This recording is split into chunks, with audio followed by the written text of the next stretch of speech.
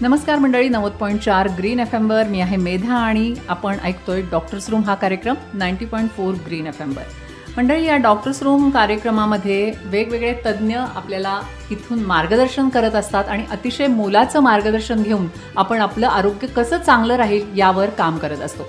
मंडळी, उद्या म्हणजे 16 ऑक्टोबरला वर्ल्ड स्पाईन डे आहे. माहिती आहे मंडळी, आपला मणका किती महत्त्वाचा अवयव आहे. जर आपण आपल्या मणक्याचं आरोग्य चांगलं ठेवलं नाही तर संपूर्ण शरीर आपलं ढासळल्यासारखं होतं. कारण संपूर्ण या मणक्यावर आपल्या शरीराचा भार पेलला जातो. आपलं उठणं असेल, बसणं असेल, झोपणं असेल, या सगळ्या गोष्टी नॉर्मल होण्यासाठी आपला मणका अतिशय चांगल्या स्थितीत असणं गरजेचं आहे. म्हणजेच या मणक्याचं आरोग्य चांगलं ठेवणं हे देखील अर्थात आपल्या हातातच आहे. आणि मग तो जर मणका बिघडला, त्याचं आरोग्य बिघडलं तर आपल्या संपूर्ण हालचालींवर असेल, आपल्या संपूर्ण आरोग्यावर असेल, त्याचा काय परिणाम होतो या सगळ्याविषयी आज आपण जाणून घेणार आहे. वर्ल्ड स्पाईन डेची थीमच आहे की मूव्ह युअर स्पाईन. म्हणजे तुमच्या लक्षात आलं असेल की मूव्ह म्हणजे प्रत्येक वेळेला आपण अनेक तास, अनेक वेळ एका ठिकाणी बसून राहणं किंवा झोपून राहणं किंवा अनेक वेळेला लांबपर्यंत प्रवास सतत करत राहणं, या सगळ्या गोष्टीचा परिणाम आपल्या मणक्याच्या आरोग्यावर होत असतो. आणि तो टाळायचा असेल, आपला मणका तंदुरुस्त ठेवायचा असेल तर मग काय करायला हवं याविषयी आज आपण या कार्यक्रमातून जाणून घेणार आहोत. आणि आपल्याला मार्गदर्शन करायला आलेले आहेत सांगलीमधले सुप्रसिद्ध युवा spine surgeon doctor Himanshu Kulkarni. नमस्कार सर. नमस्कार मॅडम. खरं तर तुम्ही इतके एक्सपर्ट आहात, आत्तापर्यंत 1000-1500 स्पाईनची ऑपरेशन्स केलेली आहेत, त्यामुळं तुम्ही दिलेला सल्ला इथून तर नक्कीच हा मोलाचा असेल आणि आपल्याला ऐकणारी मंडळी नक्कीच हा सल्ला ऐकतील असं म्हणेन मी. तर आपण या सगळ्या कार्यक्रमात लोकांना बऱ्याच गोष्टी सांगणार आहे. मी आत्ता म्हणलं तुम्ही अनेक ऑपरेशन्स केली आणि अनेक लोकांना पुन्हा ताठकण्यानं जगायला समर्थ केलं. पण हा जो कणा आहे आपल्या पाठीचा, तर त्याचं कार्य आधी थोडक्यात सांगूया आणि मग काय केल्यामुळं आपल्या स्पाईनला प्रॉब्लेम होऊ शकतो याविषयी पण बोलूया. मणक्याचं कार्य हा तसा बराच गुंतागुंतीचा विषय आहे. आता मणका हा पाठीचा कणा अशा ह्या अर्थाने आपण बोलताना पण वापरतो आणि साहित्यात सुद्धा पाठीचा कणा या गोष्टीला फार महत्त्व आहे. म्हणजे अगदी मोडून टाकली पाठ पण मोडला नाही कणा, पाठीवरती हात ठेवून फक्त लढ म्हणा असं होतं. तो कणा जो आहे, तो कणा हा जसा मानसिक कणखरतेचं एक प्रतीक आहे, तशा तुमच्या शारीरिक कणखरपणाचं सुद्धा एक ते प्रतीक आहे. तर तो मणका किंवा कणा जो आहे तो तुम्हाला म्हणजे अर्थातच ताठ उभं राहायला तुम्हाला मदत करतो. म्हणजे चतुष्पाद प्राणी आणि माणूस ह्याच्यातला फरक काय आहे, तर तो ताठ कणा हाच फरक आहे. म्हणून तुम्ही 4 पायावर न चालता 2 पायावर चालताय, पण 2 पायावर तुम्ही चालताय याची किंमत सुद्धा त्या मणक्याला चुकवावी लागते. त्याच्यामुळं मणक्याचे विकार जसे चतुष्पाद प्राण्यांमध्ये असतात तितक्या प्रमाणात त्यांच्यामध्ये नसतात जेवढे माणसामध्ये असतात. कारण काहीतरी तुम्ही बदलताय तर त्याची किंमत तुम्हाला मोजावी लागते. तर 2 पायावर उभं राहण्याची किंमत आहे की मणक्याचे विकार हे माणसांना जास्ती होतात. कारण तुमचं सर्व शरीराचा भार सहन करायचं काम तुमचा कमरेचा मणका करत असतो. त्यामुळे त्याचं काम तुम्हाला उभं करणं आहे, तुम्हाला वाकवणं आहे. तुमच्या शरीराला जो लवचिकपणा आहे, तुम्ही वाकू शकता, मागे होऊ शकता, इकडे तिकडे वळू शकता, या सगळ्या गोष्टीला त्याच्यामुळं म्हणला तर तो रिजिड आहे, म्हणला तर तो फ्लेक्सिबल आहे, असं ते मणक्याचं खूप गुंतागुंतीचं काम आहे. त्याच्यामुळे तो ताठ राहतो, तुम्हाला ताठ पण ठेवतो, पण तुम्हाला एकदम झटकन वाकायचं असेल तर वाकायचं काम पण तोच करतो. त्याच्यामुळे ताठ कणा जितका महत्त्वाचा आहे माणसाच्या आयुष्यात, तितकाच फ्लेक्झिबल किंवा लवचिक मणका सुद्धा आयुष्यात तेवढाच गरजेचा आहे. नक्कीच. या सगळ्या गोष्टी करण्यासाठी म्हणजे त्याची फ्लेक्झिबिलिटी चांगली राहण्यासाठी आपण काय सांगूया थोडक्यात की काय करणं महत्त्वाचं आहे लोकांनी? हो, हा खूप चांगला प्रश्न आहे मॅडम. ओव्हरऑल असं माझ्या लक्षात आलेलं आहे की भारतीय समाज मानसामध्ये व्यायामाबद्दलचा जागरूकपणा खूप कमी आहे. म्हणजे आता मी जर्मनीला होतो किंवा इंग्लंडला होतो, त्यावेळेला कुठलाही माणूस 5 वाजता काम संपवून संध्याकाळी 5 वाजता पळायला जायचा, जिमला जायचा, खेळायला जायचा, काहीतरी करायचा किंवा सकाळी 6ला उठून या गोष्टी करूनच तो हॉस्पिटलमध्ये आलेला असायचा. आता आपल्याकडे असं करणाऱ्यांची संख्या खूपच कमी आहे. म्हणजे एकतर आपण 5 वाजता संध्याकाळी कोचवर पाय पसरून चहा पितो किंवा सकाळी 7:30 वाजता परत कोचवर पाय पसरून चहा पितो. ही आपली आवडती गोष्ट आहे. त्याच्यामुळं रोज रेग्युलर व्यायाम करणे किंवा रोजच्या रोज व्यायाम करणे ही आपल्याकडे बऱ्यापैकी दुर्लक्षित गोष्ट आहे किंवा त्याबद्दल तेवढी जनजागरूकता नाही किंवा तसा आपल्याकडचा फार व्यायाम संस्कृती आपली फार प्रगत आहे असं काही नाही आहे. म्हणजे हेच सगळ्या गोष्टीत रिफ्लेक्ट होत असतं. म्हणजे आपली ऑलिम्पिक खेळांमधली प्रगती आणि पाश्चिमात्य देशातली प्रगती हे खेळ संस्कृती किंवा व्यायाम संस्कृतीचंच एक लक्षण आहे अक्षरशः. तर त्यामुळे तुमचा मणका फ्लेक्झिबल राहतो किंवा मणका किती निरोगी राहतो हे तुम्ही किती रेग्युलरली व्यायाम करता ह्या गोष्टीवरती खूप अवलंबून असतं. हे काही 100% सत्य नाही, कारण अगदी व्यवस्थित व्यायाम करणाऱ्या लोकांना सुद्धा स्लिप डिस्क होतात आणि निवांत बसून असणाऱ्या लोकांना सुद्धा स्लिप डिस्क होत नाही. पण बऱ्याच वेळेला स्लिप डिस्क होणे हा तुमच्या नशिबाचा भाग असतो, यात काही शंकाच नाही. पण म्हणून तुम्ही म्हणजे अर्थातच व्यायाम करणारे 10 लोक आहेत तर त्यांच्यातले एखाद्याला स्लिप डिस्क होईल आणि व्यायाम न करणारे 10 लोक आहेत तर त्यातल्या 7 लोकांना स्लिप डिस्क होईल. तर इकडचे 3 असतात ते त्या गटातले अपवाद असतात, इकडचा 1 असतो त्या गटातला अपवाद असतो. पण अर्थातच व्यायाम तुमचे जर रेग्युलर असतील, तुम्ही रेग्युलरली चालत असाल, फिरत असाल, सायकलिंग करत असाल, काही प्रकारचे व्यायाम करत असाल तर तुमच्या जसं शरीराचं आणि मनाचं आरोग्य नॉर्मल राहतं तसं मणक्याचं आरोग्य सुद्धा तेवढ्याच प्रमाणात चांगलं राहतं, यात काही शंकाच नाही. नक्कीच. आता व्यायाम हा तर एक महत्त्वाचा मुद्दा झालाच, पण ज्यांचं शरीर बेडप झालंय, खूप वजन वाढलेलं आहे, तर अशा लोकांमध्ये मणक्याच्या आजाराचे प्रश्न जास्त असतात. हो, अर्थातच जास्त. म्हणजे त्याला बॉडी मास इंडेक्स नावाचा एक प्रकार असतो. तर 5 फूट असणाऱ्या माणसाच्या शरीराला किती वजन पाहिजे आणि 6 फूट 2 इंच असणाऱ्या माणसाच्या शरीराचं वजन किती पाहिजे, या दोन्ही गोष्टीमध्ये फरक असतो. म्हणजे शरीराचं वजन किती पाहिजे याच्यापेक्षा असं मी म्हणेन की त्या शरीर ते वजन किती सहन करू शकतं. 6 फूट 2 इंचाचा माणूस, तर त्याच्यासाठी 85 किलो वजन ही फार मोठी गोष्ट नाही. पण आपली उंची 4 फूट 9 इंच आहे आणि आपलं वजन 90 किलो आहे. तर अर्थातच तुमच्या त्या मणक्याची किंवा शरीराची रचना ही 90 किलोचं वजन सहन करण्यासारखी साठी झालेली नाही, कारण तुमचा बॉडी मास इंडेक्स खूप जास्त आहे, यात काही शंकाच नाही. तर तेव्हा तुमचा बॉडी मास इंडेक्स जेव्हा जास्त असतो तेव्हा जो मणका नॉर्मल 5 फूट 4 इंच उंचीसाठी जर तुमचं वजन 50 ते 55 असायला पाहिजे तर तो 40 किलो जास्तीचं वजन सहन करतोय. तर अर्थातच त्या मणक्यावरती ताण जास्ती पडणार, त्याची झीज जास्ती होणार आणि त्याचे प्रॉब्लेम जास्ती होणार. त्याच्यामुळे तुमचं वजन हे तुमचे गुडघे आणि मणका या दोन्ही गोष्टीसाठी अत्यंत गरजेची गोष्ट आहे. बरेचसे आमचे पेशंट असतात की ज्यांचं वजन खूप जास्ती असतं, कंबरदुखी असते, गुडघेदुखी असते. आम्ही त्यांना मागे लावून त्यांना काउन्सिल करून बॅरिएट्रिक सर्जरी म्हणजे लठ्ठपणा कमी करण्याची सर्जरी करायला लावतो. तर लठ्ठपणा कमी केल्याच्या सर्जरीनंतर 20-30 किलो त्यांचं वजन उतरलं तर त्यांचे कमरेचे आणि गुडघ्याचे प्रॉब्लेम आपोआप सुटतात. कारण वजन हा त्यातला खूप महत्त्वाचा फॅक्टर असतो. त्याच्यामुळे हे तुम्ही लक्षात घ्या की वाढतं वजन हा मणक्यासाठी खराब आहे, गुडघ्यासाठी खराब आहे. त्याच्यामुळे मणके निरोगी ठेवायचे असतील तर तुमच्या उंचीला साजेसच तुमचं वजन पाहिजे. त्यापेक्षा जास्त असेल तर अर्थातच तुमचे मणके एक ना एक दिवस मान टाकणार आहेत. नक्कीच. तुम्ही एक मणक्याचे सर्जन आहात, तर लोकांच्या मनामध्ये पण खूप शंका असते की एखाद्या व्यक्तीला सांगितलं डॉक्टरने की आता तुमच्या मणक्याला हा प्रॉब्लेम झाला आणि सर्जरी करणं आवश्यक आहे, पण जेव्हा तो आपल्या नातेवाईकात किंवा मित्रमंडळीत ही गोष्ट बोलून दाखवतो तेव्हा प्रचंड टेन्शन येतं आणि आता तू एकदा मणक्याची तुझी सर्जरी झाली की संपलं तुझं. तर ही भीती लोकांची कशी काढून टाकूया? त्याला खूप वेळ लागणार मॅडम, कारण ह्याचं काम आमचं चालू आहे हळूहळू. पण कसं आहे ना, ही भीती जनमानसामध्ये खूप खोलवर रुजलेली आहे, ती बऱ्याच वर्षापासून रुजलेली आहे. तर बरेच वर्ष जुने गैरसमज त्यांची पाळंमुळं खणून काढायला खूप वेळ लागतो. तर मी गेली 6 वर्ष हे करतोय आणि कोणाला मी सर्जरी सांगेन तर प्रत्येक पेशंट मला हेच सांगतो की मग ते असं आम्ही ऐकलंय, आमचे हे नको म्हणतायत, मणक्याचं सर्जरी म्हणजे आता मी कामातून जाणार. तर काही वर्षांपूर्वी ही परिस्थिती खरी होती. काही म्हणजे एक 30-35 वर्षापूर्वी मणक्याच्या सर्जरीचं तंत्र किंवा त्याचं शास्त्र म्हणावं तेवढं प्रगत नव्हतं. त्याच्यामुळे तेव्हा रिझल्ट्स म्हणावे एवढे चांगले मिळायचे नाहीत. त्याच्यामुळे तेव्हा म्हणावी तेवढी कॉम्प्लिकेटेड किंवा आता सोफिस्टिकेटेड टेक्नॉलॉजी जी ही आता आपण म्हणतो तशी ती फार नव्हती. त्याच्यामुळं ऑपरेशननंतर पायातली ताकद जाणे किंवा ऑपरेशननंतर चालताना त्रास होणे, तेव्हा फिजिओथेरपीचं शास्त्र एवढं प्रगत नव्हतं. त्याच्यामुळे ऑपरेशन नंतरचे व्यायाम जेणेकरून पेशंट लवकर कामाला लागेल ह्या काहीच गोष्टी नव्हत्या. त्याच्यामुळे तेव्हा म्हणावे तेवढे चांगले रिझल्ट्स मिळायचे नाहीत. आणि एखादे कसं आहे ना, कानफाट्या नाव पडलं की नाव पडतं असं आहे. तसं स्पाईन सर्जरी हे ऑर्थोपेडिक सर्जरीमधला कानफाट आहे. पण आता कसं आहे, मी पेशंटना कायम सांगतो की टेक्नॉलॉजी जी तुमची बदलली ती फक्त तुमच्या हातातल्या फोनमध्ये आणि तुमच्या दिवाणखान्यातल्या टीव्हीमध्ये नाही बदलली, तेवढीच माझ्या ऑपरेशन थिएटरमध्ये सुद्धा बदलली. तर 35 वर्षापूर्वी ज्या टेक्नॉलॉजीनी सर्जरी व्हायच्या अर्थातच आता त्या टेक्नॉलॉजीनी होत नाही. आज मी सर्जरी जेव्हा करतो तेव्हा पेशंट पहिल्या दिवशी स्वतः उठतो, चालतो, टॉयलेट बाथरूमला स्वतः जातो, चौथ्या दिवशी चालत घरी जातो. त्याच्यामुळे मी सर्वांना सांगू इच्छितो की स्पाईन सर्जरी अत्यंत सुरक्षित असते, सेफ असते.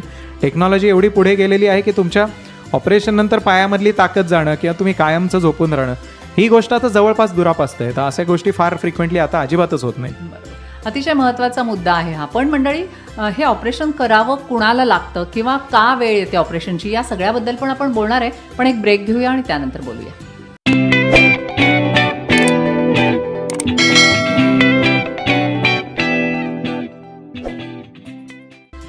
तर मंडळी, डॉक्टर्स रूम या कार्यक्रमात तुमच्या सगळ्यांचं पुन्हा एकदा स्वागत. मंडळी, 16 ऑक्टोबर वर्ल्ड स्पाइन डे आणि याबद्दलच आज आपण बोलतोय. डॉक्टर हिमांशू कुलकर्णी जे स्पाइन सर्जन आहेत ते आपल्याला मार्गदर्शन करतात. आपण बऱ्याच गोष्टी बघितल्या की आपला कणा फ्लेक्झिबल असावा यासाठी आपण काय काय करायला पाहिजे, वजन का आपलं जास्त नको, त्या वजनाचा दुष्परिणाम आपल्या गुडघे आणि मणक्यावर कसा येत असतो हे सुद्धा आपल्याला सरांनी व्यवस्थित सांगितलं. आणि आपण हे सुद्धा बघितलं की ऑपरेशनबद्दलची भीती असते तर ती कशी चुकीची आहे. टेक्नॉलॉजी इतकी चांगली आलेली आहे आणि त्यामुळं जर एखाद्या व्यक्तीला प्रसंग आला स्पाइन सर्जरी करायचा तर घाबरून जायचं कारण नाही. ते व्यवस्थित ऑपरेशन आता होतं आणि ती व्यक्ती नॉर्मल लाईफ जगू शकते. डॉक्टर, आपण ह्या सगळ्या गोष्टी तर इतक्या व्यवस्थित लोकांना सांगितलेल्याच आहेत, पण तुम्ही आता ही सर्जरी करत असताना तुम्हाला काय आढळतं की पूर्वी फक्त वयस्कर लोकांमध्ये या सगळ्या सर्जरीज व्हायच्या, आत्ता काय कंडिशन आहे, तरुणांमध्ये काय हे दिसतंय आपल्याला प्रमाण, आणि हे कमी करायला पाहिजे का, त्यासाठी पण काय सांगाल? हे दोन प्रश्न मी एकत्र विचारते तुम्हाला. हो, दोन्ही टोकं आहेत याच्यामध्ये. अगदी हा चांगला प्रश्न आहे.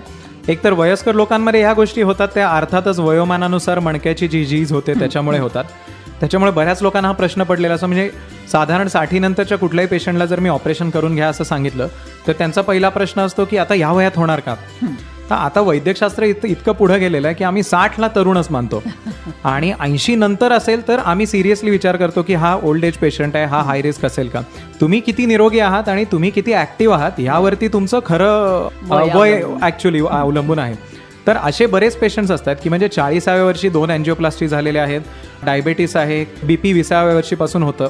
असा पेशंट जो 40 वर्षाचा आहे आणि एक 75ला पेशंट आहे ज्याला शुगर नाही, BP नाही, काही नाही, अजून सुद्धा रोज सकाळी 5 किलोमीटर चालायला जायचे पण आता मणक्याच्या त्रासामुळे चालायला जमत नाही आहे. तर ह्यातला ऑपरेशनसाठी हाय रिस्क पेशंट कोण मानायचा? तो 40 वर्षाचा पेशंट हा हाय रिस्क असतो. 75 वर्षाचे आजोबा जे इतर गोष्टीमध्ये अत्यंत निरोगी आहेत, त्यांचं वय हा त्यातला अडथळा नाही आहे. त्याच्यामुळे ह्या वयात ऑपरेशन होईल का?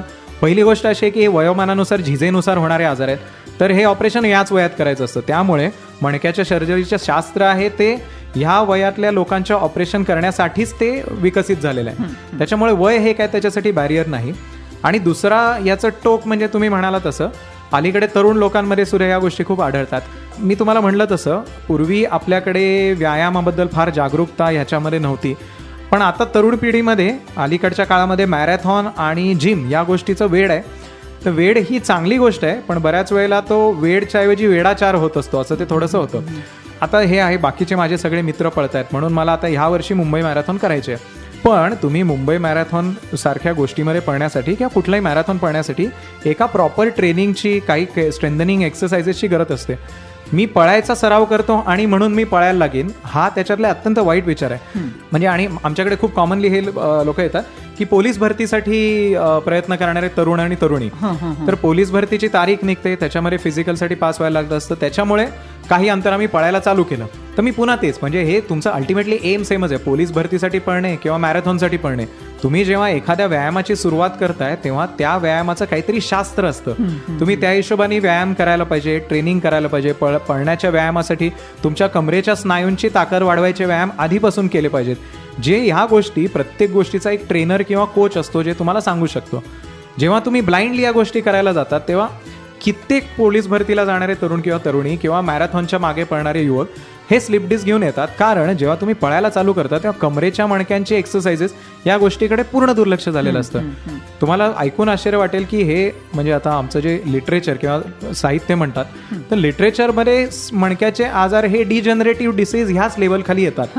पण आजच्या काळामध्ये तुम्ही मी ऑपरेशन करत असलेल्या लोकांमध्ये तुम्ही बघाल हे प्रमाण जवळपास 30-70 इतके, म्हणजे 70% तर ठीक आहे, मात्र 30 ते 40% लोक ही 18 ते 30 या वयोगटातले आहेत, जे खूप शॉकिंग आहे. 18 ते 20 वयोगटामध्ये आम्ही बाकीचे सगळे प्रयत्न पहिला करतो, म्हणजे एक्सरसाइजेस, फिजिओथेरपी, त्याच्यानंतर त्याला पेन ब्लॉक वगैरे काही गोष्टी असतात.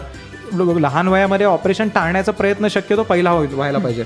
पण एवढे सगळे प्रयत्न करून सुद्धा ह्या प्रयत्नांच्या पलीकडेही दुखत राहणारी मंडळी, तर वर्षामध्ये 100 ऑपरेशन झाली तर त्यातली 30 मंडळी असतात, 30 ते 35 ही 18 ते 30 या वयोगटातली असतात.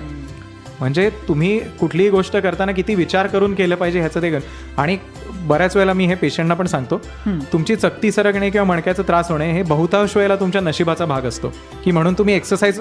आता मी ते मणक्याच्या डॉक्टरांची एकदा रेडिओवर मुलाखत लागली होती, ते म्हणले मॅरेथॉन पळणाऱ्या आणि जिम जाणाऱ्या लोकांना स्लिप डिस्क होतात, म्हणून मी घरी निवांत चहा पीत बसतो, असा ह्याचा संदेश नाही आहे, हे लक्षात घ्या. तर मी तुम्हाला म्हणलं तसं ते तुमच्या नशिबात असेल तर ती होईल, पण ते नशीब ही गोष्ट एका बाजूला, पण म्हणून तुम्ही निवांत बसत असाल, एक्सरसाइज करत नसाल तर तुम्हाला ते होणार निश्चितच आहे. माझं म्हणणं एवढंच आहे की तुम्ही कुठलेही एक्सरसाइज करत असाल तर ते डोळसपणे आणि त्याचं व्यवस्थित ट्रेनिंग घेऊन करा, तर तरुण वयात हे तुम्हाला त्रास होणार नाही. बरोबर. आणि मला वाटतं की कुठलाही व्यायाम करताना थोडासा वॉर्मअप हा अतिशय महत्त्वाचा. एक्झॅक्टली, बरोबर. तर त्यामुळे सुद्धा ह्या अशा स्लिप डिस्क सारख्या गोष्टी टाळायला मदत होत असेल. बरोबर, नक्कीच. ह्या सगळ्या गोष्टी तुम्ही इतक्या डिटेल सांगितल्यात. आता आपण मगाशी म्हणलं तसं की एखादा व्यायाम सुरू करायचा असेल किंवा पळणं सुरू करायचं असेल तर टप्प्याटप्प्यानं जाणं अतिशय महत्त्वाचं आहे. तर एकूण आपल्या मणक्यासाठी जे आपण व्यायाम करणार आहोत किंवा ही सर्जरी टाळायची आहे भविष्यात, आता तुम्ही म्हणालात तसं काही वेळेला सगळं करून सुद्धा ही सर्जरी आपल्या पुढे येऊन ठेपते आणि आपल्याला ती करावी लागते. तर एक तर ह्या सर्जरीपर्यंत जायचं नसेल तर त्याआधी म्हणजे एखादा पेशंट तुमच्याकडे आला आणि तुम्हाला लक्षात आलं की याला मणक्याला बराच प्रॉब्लेम आहे, तर त्यांना सल्ला कधी दिला जातो ह्या स्पाईन सर्जरीचा? त्याचे काही टप्पे आहेत का? की लोकांना वाटतं ना की तिथं गेलं की आपल्याला मणका दुखते, कंबर दुखतीये किंवा सायटिकासारखा प्रॉब्लेम आहे, तर अशा वेळेला मला सर्जरीच सजेस्ट करतील का, म्हणून भीतीपोटी सुद्धा काही लोक येत नाहीत. हो, ही अगदी खूप मोठी लोकांची भीती आहे की मणक्याच्या डॉक्टरांकडे गेलं म्हणजे ते सर्जरीचे डॉक्टर आहेत, ते सर्जन आहेत, ते सर्जरीच सांगणार. तर मी तुम्हाला तेच सांगू इच्छितो की मी रोजचे 40 पेशंट साधारण बघतो, तर रोजचे 40 पेशंटपैकी 2 लोक असतात की ज्यांना सर्जरी लागणार असते. बाकीचे 38 पेशंट असतात हे बिना ऑपरेशन बरे होतात. त्यांच्यामध्ये आमचा फिजिओथेरपी डिपार्टमेंट जे आहे ते खरं तर क्रेडिट देण्यासारखी गोष्ट आहे, पण क्रेडिट शेवटी डॉक्टरला मिळतं, असं थोडं होतं ते. तर 40 पेशंट बघितले तर 2च पेशंट असतात ज्यांना सर्जरी लागते, आणि ती सर्जरीची गरज असण्याचा निर्णय सुद्धा तेव्हा घेतला जातो जेव्हा सर्जरी टाळण्याचे सगळे प्रयत्न पहिल्यांदा करून झालेले असतात. तर त्याच्यामध्ये पहिला टप्पा असतो गोळ्या औषधं, जे सगळीकडेच घेतात, पण गोळ्या औषधांबरोबर त्या प्रकारच्या मणक्याच्या विकारांसाठी, प्रत्येक मणक्याच्या विकारासाठी वेगवेगळ्या प्रकारचे व्यायाम प्रकार असतात, ज्याला फिजिओथेरपी आपण म्हणतो. बऱ्याच लोकांचा गैरसमज असा असतो फिजिओथेरपिस्ट म्हणजे फिजिओथेरपिस्टच्या सेंटरला जाणे आणि पाठीला शेक घेणे किंवा वजन लावून घेणे. हा फिजिओथेरपीचा फक्त 10% भाग झाला. उरलेला 90% भाग हा तुमच्या कमरेचे किंवा मणक्याचे किंवा मानेचे जे काही ते एक्सरसाइज, हा तुमचा फिजिओथेरपीचा सर्वात महत्त्वाचा टप्पा असतो. त्याच्यामुळे गोळ्यांबरोबर फिजिओथेरपीचे एक्सरसाइजेस यांनी मी म्हणलं तसे बहुतांश पेशंट बरे होतात, त्यांना सर्जरी लागत नाही. जेव्हा तुम्हाला ह्या दोन्ही गोष्टींनी फरक पडत नाही तेव्हा आपण काही शिरेतली इंजेक्शन्स, त्याच्यानंतर मणक्याच्या बाजूची काही इंजेक्शन ज्याला सिलेक्टिव्ह फोरामिनल ब्लॉक म्हणतात, म्हणजे ज्या ठिकाणी चकती सरकलेली असते आणि नसेवर दबाव असतो, ती दबाव पडलेली सुजलेली नस जी असते तिची सूज कमी करून दुखणं कमी करण्याचे काही प्रोसिजर्स असतात, इंजेक्शन्स असतात, त्या होतात. त्यांनी सुद्धा जर फरक नाही पडला तर शेवटचा टप्पा सर्जरी हा असतो. तेव्हा जेव्हा आम्ही सर्जरी सांगतो तेव्हा हे 3 टप्पे पार करून आलेला जेव्हा पेशंट असतो, 2 किंवा 3 टप्पे, त्यालाच सर्जरी लागते. बरेचसे पेशंट हे पहिल्या 2 टप्प्यातच बरे होतात, त्यातून सुद्धा हे झाल्यानंतर सुद्धा फरक पडत नाही. अशी जेव्हा परिस्थिती येते तेव्हा केवळ ऑपरेशन नको किंवा ऑपरेशनची भीती आहे म्हणून दुखणं अंगावर काढून कुढत जगत बसणं हा काय फार शहाणपणाचा निर्णय नाही. सर्जरीनंतर तुमचं दुखणं आणि तुम्ही वेदनाविरहित होत असाल, वेदनामुक्त होत असाल, तर हे सगळं करून झाल्यानंतर सर्जरी करून घ्यावी असं मी पेशंटना कायम सल्ला देतो. पण तुम्हाला 4च दिवसाचं दुखणं असेल तर जगातला कुठला स्पाईन सर्जन तुम्हाला लगेच सर्जरी करून घ्या असं अर्थातच नाही सांगणार. तुम्हाला गोळ्या देईल, फिजिओथेरपी देईल, ब्लॉक देईल, इतर इंजेक्शन्स देईल. या सगळ्या गोष्टींनी फरक नाही पडला तर अर्थातच तुम्ही सर्जरी करून वेदनाविरहित होणं गरजेचं असतं. बरोबर. अशा कोणत्या पेशंटना शेवटी सर्जरी लागते, त्याला काही क्रायटेरिया आहे की म्हणजे उदाहरणं तुम्ही सांगू शकाल की अशामुळं या व्यक्तीला मणक्याचा इतका प्रॉब्लेम झाला आणि शेवटी मग सर्जरी? नाही, सर्जरीचा क्रायटेरिया हा कायम असा असतो की पेशंटला किती त्रास आहे. ओके. आणि बऱ्याच लोकांचं असं असतं की ते MRI फोटो मला पाठवतात, MRI मध्ये मग हे बघून सर्जरी लागेल का. तर शेवटी ना MRI मध्ये कितीही मोठी डिस्क असली तरी ती काय शेवटी MRI वरतीच डिस्क आपल्याला स्केच पेननी बरी करायची नाही, पेशंटला बरं करायचं. बऱ्याच वेळेला असं असतं की MRI मध्ये खूप मोठ्या चकत्या दिसत असतात, पेशंट अगदी शिट्टी वाजवत आरामात फिरत असतो, आणि काही पेशंट्सला अगदी छोट्यातली छोटी डिस्क असते की ज्याच्यामुळे पेशंट बेडमध्ये अक्षरशः तळमळत असतो. तर मी म्हणलं तसं सर्जरीचा निर्णय हा तेव्हाच होतो जेव्हा पेशंटला किती त्रास आहे. पेशंटला खूप त्रास असेल, भलेही ती चकती छोटी असेल, पण बाकी सगळ्या गोष्टी करून झाल्यात, गोळ्या झाल्यात, फिजिओ झाली आहे, पेशंटला अजून सुद्धा खूप त्रास आहे, त्यांनी सर्जरी करायला पाहिजे. मग MRI मध्ये किती मोठी चकती दिसते हा प्रश्न नाही. हा झाला रुटीन पेशंटमध्ये. म्हणजे आम्ही पेशंटना कायम सांगतो की सर्जरीचे 2 बाजूला चॉईस असतात. पेशंटच्या बाजूचा चॉईस कुठला, की तुम्हाला खूप दुखतंय, दुखण्यातून मोकळं व्हायचं आहे, तर मला कंटाळा आलाय, ती सर्जरी करून घ्या. पण जेव्हा हातातली किंवा पायातली ताकद कमी होत असते तेव्हा हा चॉईस आम्ही पेशंटला देत नाही. जेव्हा ताकद कमी होतीये किंवा चालताना तोल जातोय किंवा पाय लुळा पडतोय, हात लुळा पडतोय, ही वेळ आली तर मग मात्र तुम्ही ती सर्जरी लवकरात लवकर करून घ्यायला पाहिजे, कारण ती इमर्जन्सी आहे. गेलेल्या भागातली ताकद एकदा गेली तर ती परत येण्याचे चान्सेस खूप कमी असतात. त्याच्यामुळे जर पायातली ताकद नसेल जात, पेशंटच्या शरीरातली ताकद ओके असेल, तर हा चॉईस आम्ही कायम पेशंटला देतो की तुम्हाला किती दुखतंय हे फक्त तुम्ही जाणू शकता. खूप दुखत असेल तर हे कधीतरी करून घ्यायला पाहिजे. तुम्ही म्हटला नाही दुखणं सहन होतंय, काय फार नाही, किरकोळ दुखणं आहे, पण I can live with that, असं जर असेल तर सर्जरी नका करू. त्याच्यामुळे तुमचा MRI काय सांगतोय याला काही महत्व नाही, तुम्हाला किती त्रास आहे ह्या गोष्टीवरती याचं मोजमाप होतं. बरोबर. जाता जाता लोकांना एवढंच सांगूया आपण की एकूणच आपला कणा स्पाईन चांगला ठेवायसाठी, आता मी म्हणलं तसं की अनेक जणांना बैठं काम करावं लागतं, अनेक जणांना ट्रॅव्हलिंग खूप करावं लागतं. म्हणजे दिवसभरात 80-90 किलोमीटर 100 किलोमीटरच्या आसपास त्यांना ट्रॅव्हलिंग करावं लागतं. अगदी आपला सांगलीचा भाग जरी घेतला तर आपल्या गावातल्या गावात जरी हिंडताना अनेक खड्ड्यांमधून आपली 2 व्हीलर किंवा 4 व्हीलर जात असते, तेव्हा सुद्धा मणक्याला आपल्याला खूप हादरे बसत असतात. तर अशा लोकांनी एक व्यायाम म्हणून किंवा एक काळजी प्रिकॉशनरी म्हणून काय करावं, कोणते व्यायाम करावेत, कमीत कमी वेळ आहे त्यांच्याकडे तरी सुद्धा हे तरी किमान तुम्ही व्यायाम करा आणि तुम्ही तुमच्या मणक्याची कंडिशन चांगली. बरोबर आहे, तुम्ही सांगितल्या त्या कंडिशन्स अगदी बरोबर आहेत. मगाशी आपण जेव्हा तरुण लोकांच्या सर्जरीबद्दल बोलत होतो तेव्हा हा मुद्दा माझ्याकडून बोलायचा राहून गेला. एकतर खूप प्रवास करणारे लोक, मार्केटिंग आणि इतर जॉब करणारे, किंवा दुसऱ्या गावात माझी नोकरी आहे आणि मी अपडाऊन करतो असे लोक, आणि दुसरी गोष्ट बैठं काम करणारे म्हणजे सर्वात महत्त्वाचे कम्प्युटर समोर बसून कामं करणारे. तर मी पुण्यात जेव्हा प्रॅक्टिस करत होतो तेव्हा पुण्याच्या स्पाईन सर्जनची अर्धी OPD ही अर्थातच IT प्रोफेशनल्सनी भरलेली असायची, कारण पुणे हे IT हब आहे. लॉकडाऊन नंतर हे लोक मला इथे सांगलीत पण दिसायला लागलेत, कारण वर्क फ्रॉम होम या गोष्टी चालू झाल्यात.